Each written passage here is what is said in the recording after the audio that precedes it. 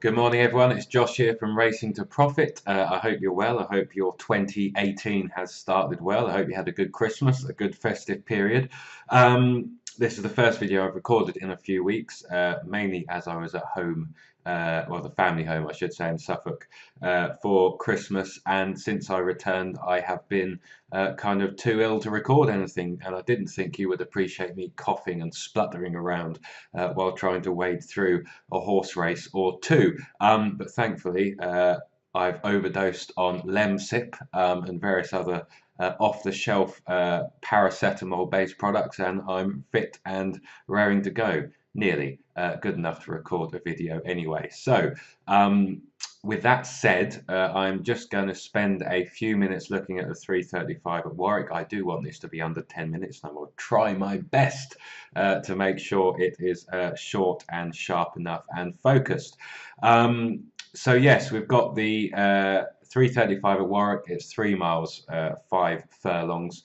It's kind of soft, good to soft in places. It's one of those, it's kind of that going where you don't really know. I mean, certainly good ground or decent ground horses, I can't think will like this going. It hasn't exactly been wet and hasn't been much rain in the last week, I don't think. So it could kind of be that tacky ground that could be quite hard to get through. And that's kind of, you just don't know if horses will handle that until they try it. And when you look through the form book and you look at horses, because we do not have that kind of distinction on going, it's hard to know if any horses have actually run on it before unless you've kept detailed records yourself. So in that scenario, you kind of just have to go with it and try and build everything into the price as always. You will see on the free post, well, you'll be watching this on the free post, so above this video, I have a, if I just open that, a short list of, what have I got? 4 there. As you can see, On the Road, Good to Know, Missed Approach, and Cresswell Breeze. And that's the wrong screen, hold on. So yeah, I suppose they're probably the best places to start. If I kind of at the outset just use some of the brilliant tools on ggs.co.uk, which you can try for 30 days for just £1. And if you are interested in becoming your own expert and have the time to kind of dive in and kind of go through races, etc., then you should give it a go. But that's the sales pitch over. If I click the Instant Expert tab here, I can see at the click of a button and kind of get a general impression about horses which are used to conditions and kind of are proven in soft, may have won at the class track form, as you can see, proven stamina. The handicap marks in relation to their last win, and whether they're above their last win or below it. Of course, some of these marks may still be lower than their highest ever career win, so that's of some interest, and you can kind of pause this, look at that, and use that information if you please. And if you want to kind of dive into the race yourself, the next thing, which is very, very important and much underrated in form and horse racing analysis by the general public, I think, is the use of pace. There are some good free pace tools on attheraces.co.uk, and in my opinion, you should not be betting on any horse unless you follow a system, of course. You shouldn't be betting on any horse, in my view, without having an understanding and appreciation of the pace in the race. Who you think is going to lead? Is a horse going to get an easy lead? Is it going to be ferocious? Is it going to be too much pace? Do you think you want a hold-up horse? Does the track and the conditions and the history of certain races over certain distances and certain ground mean you should be focusing on horses at the front, horses at the back, etc.? And clearly, as we know, some courses favour pace over than others, but I will always fancy or give time of day to a handicap chaser who is likely to get an easy time on the front end, whatever track, whatever conditions. If they can get into a jumping rhythm, they can be hard to peg back, provided, of course, they're in form, they stay, etc., etc., like the ground, blah, blah, blah. Although there's caveats within all those points that I've just said, but that's a discussion for another day. So yes, you can see the pace here. There are no out-and-out front runners in this, or I should say horses that make running all the time and consistently, although I suspect there are going to be a few that want to get on with this. Kogri, for me, is only ever good if he can get an easy time on the front, because he needs to measure his fences, and he can clatter one, and he put an absolute shocker around in at Newbury, and it was eventually pulled up in the Hennessy last time out, or what is the Ladbrokes Trophy, or whatever it's called now. Good to Know will race prominently. If he can get the lead, Jamie Moore will want it, but I should think he will race in second or third. He will race prominently, and there will be no excuses in terms of his track position. Cresswell Breeze is a very good jumper, and she travels very well, and she'll settle behind anyone that wants to go on as well. Sean Byrne won't have her far behind. Missed Approach led when he ran a very good way, or led for a long way, or took it up a long way out. I can't quite remember. I haven't watched the race back. When he ran a brilliant race in the 4 mile at Cheltenham. And I should think Gavin will be aggressive with him here. I fancied him a bit to outrun his odds last time out in the Hennessy. They had that stupid standing start there, and he took a while to get to the front. He eventually got to the front, but Johnson wanted to be a lot more aggressive on him, but he got left behind a bit at the beginning, and it took him kind of half the race to get into a prominent position without using too much gas, but he may well have used too much gas, but he still ran well. He's going to be up there. Krakatoa King will track the pace. I don't think he's good enough to lead some of these if they want to, and I don't think anything else on their running is going to be at the front. So I would expect Kogri, Good to Know, and Missed Approach to be the 3 up there. I don't think Cresswell Breeze will be far away. Skelton might have some Mangan settled in as well, and the rest will be jostling for position behind those 3 or 4, I think. So that's the pace. The kind of other general thing to say as I tick around the 7 minutes, leaving myself 3. This is going to be tough. The other thing to say is that this is a lot weaker race than there has been in previous years, I think. It's quite a compressed handicap, I suppose. Well, compressed in the sense that you've got On the Road here rated 130, and the top weight is only 139, which, you know, there's not a massive gap between the kind of, well, between him certainly and those at the top. So it's quite a weak grade 3, and you might not actually have to be a grade 3 animal in order to perform well in this, but anything that has run well in a kind of grade 3 handicap chase and shown promise probably should be marked up, because this will be easier than some they have raced in, and that is certainly the case with Missed Approach. The price is just a bit too prohibitive for me, but I will not put you off backing him because he might win this well. I will not fall off this seat I am sat on if he does. Why are the reasons for why he should do that? Well, I think he does stay. That Cheltenham run kind of proved that. He has run well and won in heavy. He won a Class 4 novice in heavy at Lingfield, novice chase in Lingfield. That can be deceptive because class can get you a long way, but heavy at Lingfield is pretty testing. I kind of think the ground isn't going to be an excuse here. It is a question on whether he stays, and the other thing that niggles at me is that arguably his 2 best runs in recent history have been in first-time headgear. He was wearing he wore first-time cheek pieces, as you can see there at Cheltenham, and ran an absolute stormer. He wore first-time blinkers at Newbury and ran a decent race there. He was leading, what was he leading up to? Kind of about 3 out, and that was a deep, deep race where they went absolutely hell for leather up front, a bit like they did in the Welsh National. That was a proper race, and undoubtedly that probably is the best bit of form, or best bit of recent form, or form in general on show here, and that is why he is 5-1 favourite. I don't think there is any juice in that price personally in a race like this. I haven't convinced myself yet to put a saver on him to cover my stakes on the other 2, but we shall see if I get to that point or not. The trainer is in form. The horse is unexposed over staying distances. They swap the blinkers for cheek pieces. He clearly is a thinker, and he needs to kind of keep having switches of headgear to keep his brain ticking over. Gavin Sheehan is riding and doing very well this season, and is much better form than he has been in recent months, and certainly riding better than he was at the back end of last year.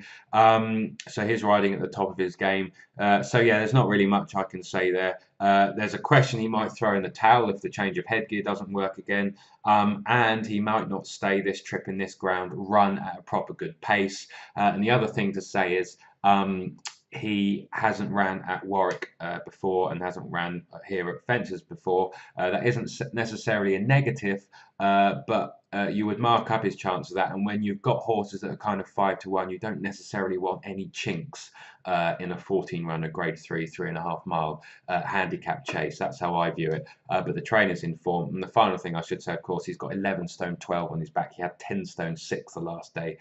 This does show you how much of an easier race this is than the Hennessy last time out, as he is the best horse in it on ratings today.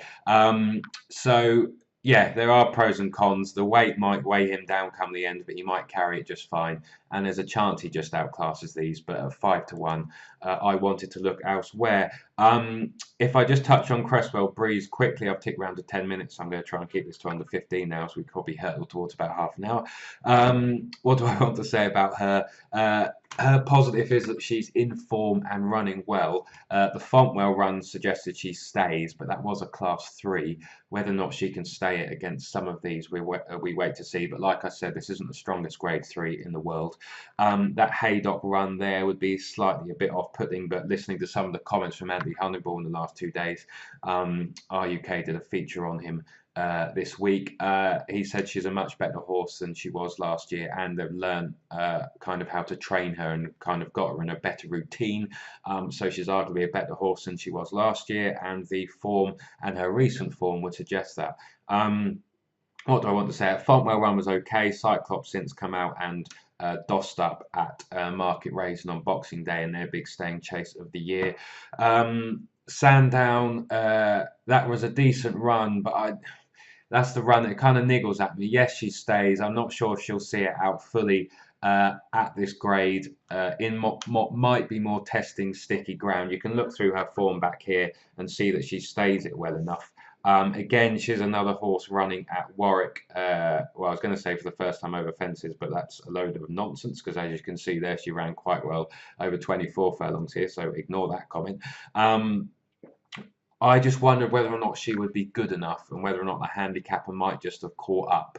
But because she's in form and quite a few of these on paper at least aren't, she is going to run her race. She's got an extra kind of £9 on her back as well from that day, which might tell near the end. But is another one at kind of 9-1. I couldn't be bullish about putting you off.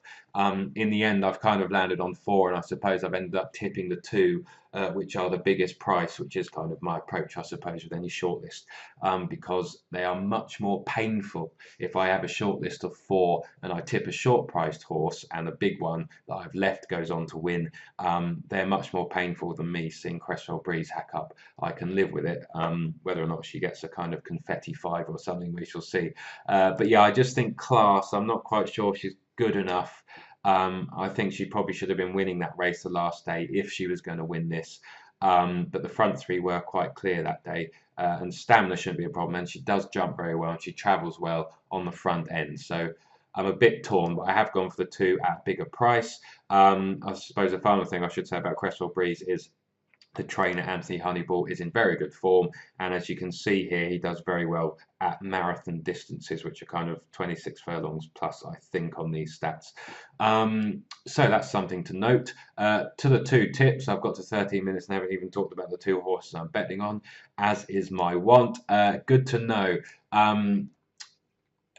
Put simply, I suppose, was a view that if he repeats his run in this last year at 25-1, he is going to go very, very close. If he runs and returns to that form, he will be thereabouts. He just can't not be. I don't think there's a 1 for Arthur in this race. There isn't a 1 for Arthur in this race.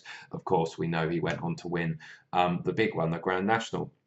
And he did stay on here. It wasn't a question of good to know fading out of it and kind of clambering over the last. He was just outstayed by a better horse on the day that was better handicapped and probably had a touch more class. But he picked up when the jockey asked him after last and did run all the way through the line. Again, he races prominently. He stays. Race conditions aren't going to matter.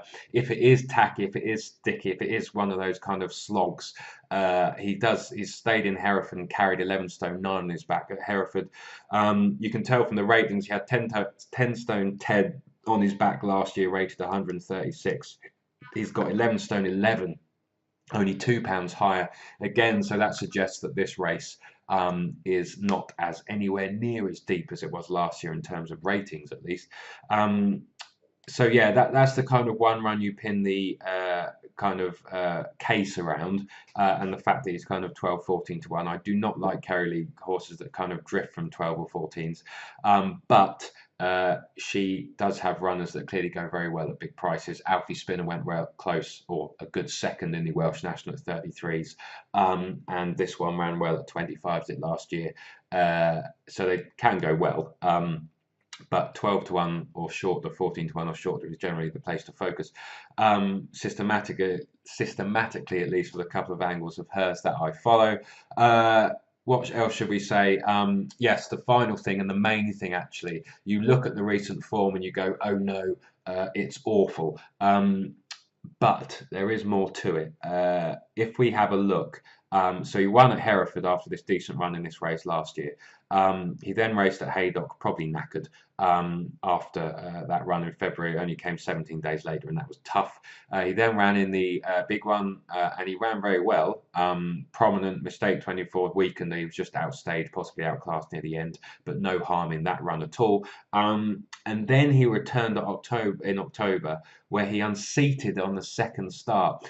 And now I thought he might run a better race than he did at Aintree, but it is possible that he actually still needed the run here, and it is possible that would definitely have been the case if this race has been the target, and given how he ran in it last year, then why wouldn't it be?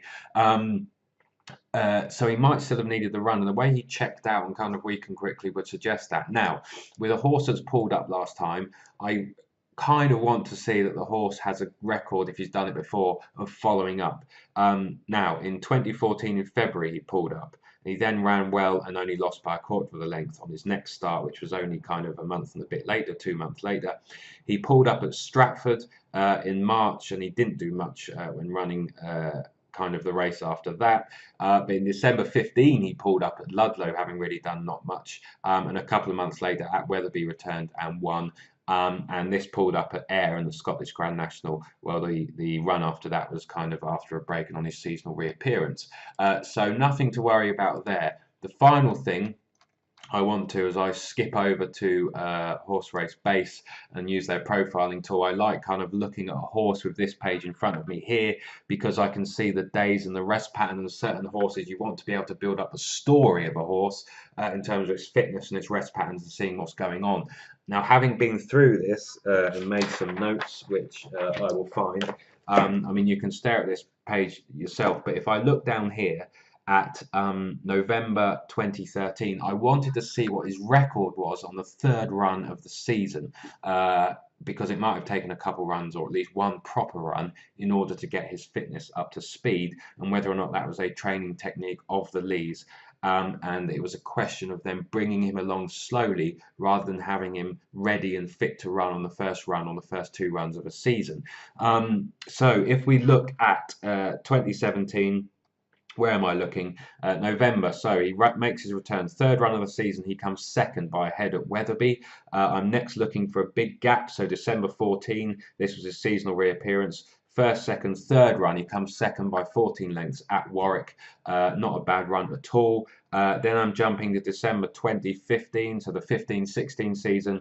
Returns at Ludlow, 240 days. 1-2, pulled up on his third run, he wins at Wetherby, and that's a similar profile to this year in terms of pulling up on his second start of the season and winning on his third. And then I jump to November 16. First run, nothing. Second run, nothing. Third run at Warwick in this race, beaten 6 lengths.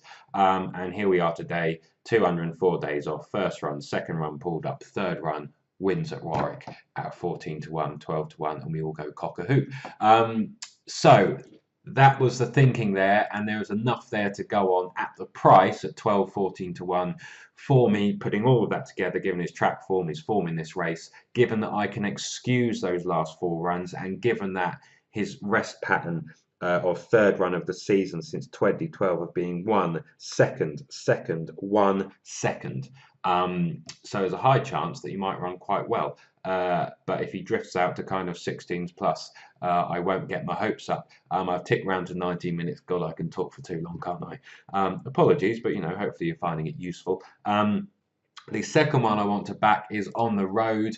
I tipped both On the Road and Milan's Bar in the Welsh National last week, and they did nothing. I've decided to stick with one of them, the more unexposed one. This one just has a different profile, a different feel to anything else in this race. Using some stats and trends of mine, in terms of how I approach stats and trends, wasn't that useful in this race. There were kind of 3 10 from 10 stats, but the 0 from X stats, the placed horses, the number of placed horses against those stats, wasn't too bad, and I don't want to be too bullish about them. There were about 6 on my short list of the trends and stats that I used as a guide. On the Road was on that list. He is just in a kind of could be anything horse on a staying trip. And the same logic and the same thinking that I had for why I liked him last week is exactly the same here for today. So I was trying to work out why I wouldn't fancy him and why I wouldn't back him at a kind of similar price. Well, certainly at 14s.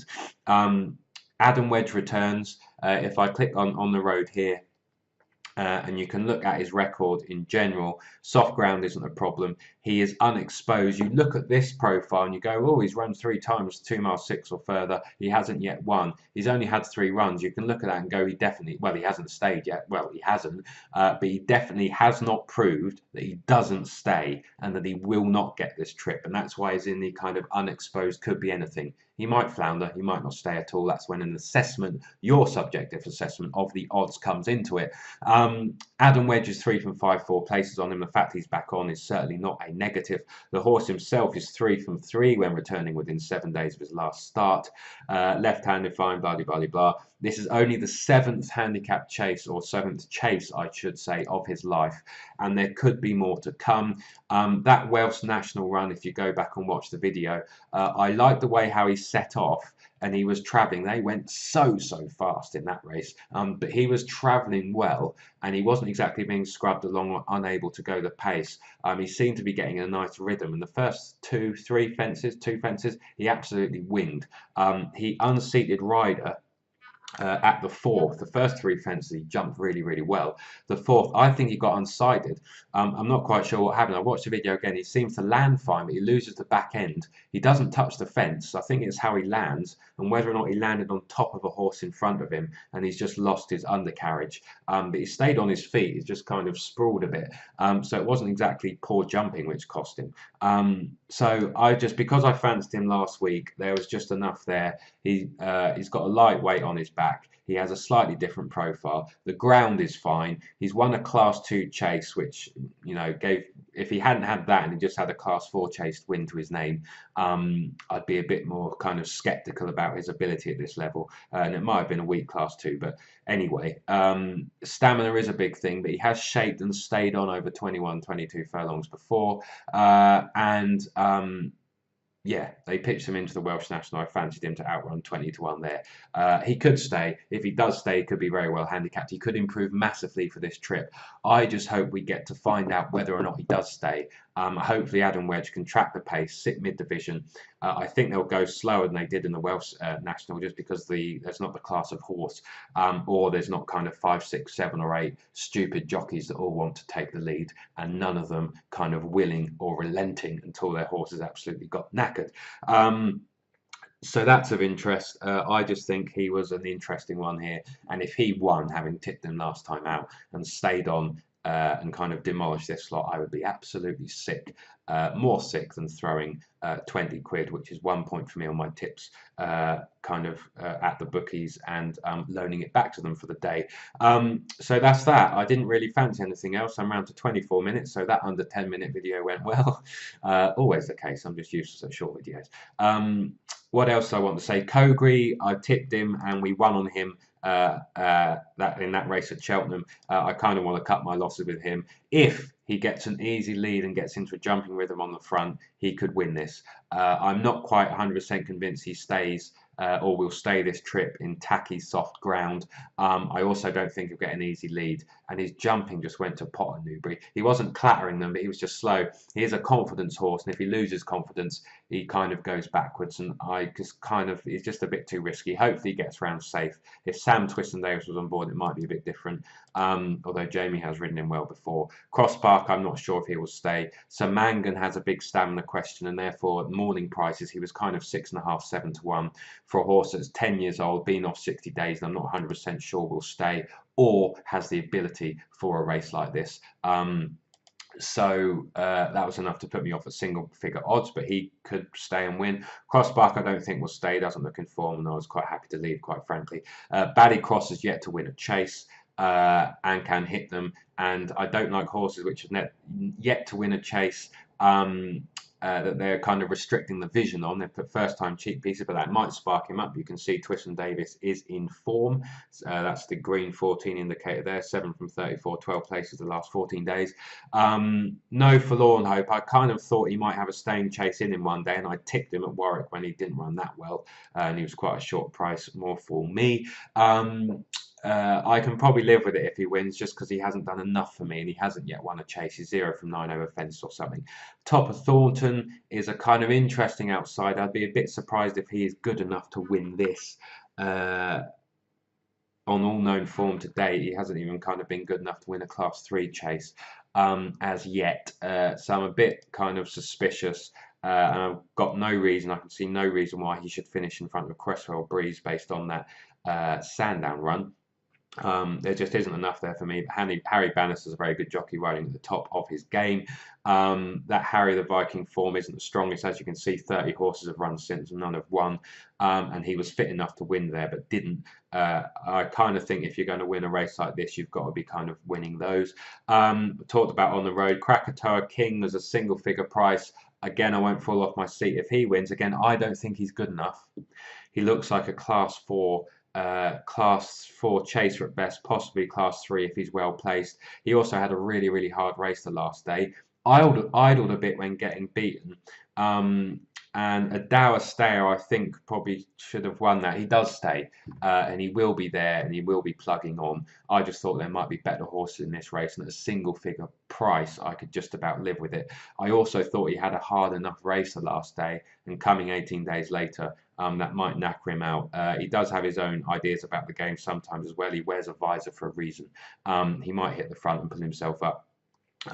But he's an interesting one, but I'd want a bigger price. Indian Castle I can't have at single figure odds, 10 years old, 57 days off. Ian Williams isn't exactly firing, they're going okay. But, well, yeah, maybe not a reason to be put off. I had a question about stamina in testing ground in a slog. He's also been very inconsistent. He was fancied the last twice in Class 3 handicaps at Cheltenham, a track we know he likes, handicap mark fine, and he wasn't able to win. I'm trying to work out why he should kind of bounce forward here. Rousset Blanc, the old boy, I tipped him to win this in 2016 at 25, 20 to 1, 25 to 1. Absolute cracker. He's regressed since then. I don't think he's no longer good enough. His recent form has been quite poor, and I would be surprised if he's good enough to take this, but it would warm the heart, and it always does when these old boys that you've tipped before to victory kind of return a couple of years later and win, but I couldn't have him today, so I think that's a lot. You've probably got the impression that it's quite an open race. It is. I won't necessarily be putting you off every horse. Oh, no, that isn't a lot. I left Milan's Bar deliberately to the end because I tipped him last time out at Chepstow, where he, A, I think resented the cheek pieces, but more importantly, B, just was taken off his feet with the pace that they went. Given that this is not heavy, and I don't think it's going to be a proper slog, and I've actually kind of maybe downgraded my view of him, having watched that run at Uttoxeter in the Midlands National a couple of years ago, where he did run quite well, but maybe not well enough to suggest he could take this, and he hasn't really done too much. They put first-time blinkers on, and Bryony Frost comes. Both of those things could be a reason why he bounced back to form. I will be annoyed if he hacks up in this. Now, if he responds to blinkers and is travelling sweetly in kind of second or third and pinging the fences kind of after 2 or 3 fences, then I'm going to be watching this race through my fingers. But there's every chance that he will get scrubbed along again, throw the toys out of the pram. But he does stay. He is well handicapped. He's got an okay weight on his back, a very good jockey. But I just thought this might not be enough of a test. And that run last time was just a bit too poor. He was going backwards when he unseated. He was scrubbed along from the kind of second or third fence. And I was just enough there to put me off. He hasn't quite done enough. If this was heavy ground and a proper slog, maybe I'd have convinced myself to have another go, but I have left him. Hopefully he doesn't take to the blinkers, just as he didn't take to the cheek pieces. If he hacks up here, I will be sick and thoroughly annoyed. But that's the way it goes. You've got to take an opinion and a stance in these races. So I tick round to 30 minutes, having wanted this to be a short video. I will finish there and say hopefully you've picked up some snippets there. Hopefully you found that interesting. As always, when I record these videos, I try and cover some points that you might kind of be able to take away and apply to your own betting, or at least understand my thinking and thought processes when attacking a race like this. So with that said, thanks for watching if you have watched it. And yes, enjoy the rest of your day. Good luck with anything you fancy. And yeah, fingers crossed for a winner or two in your afternoon's punting. Until next time, this is Josh saying bye for now.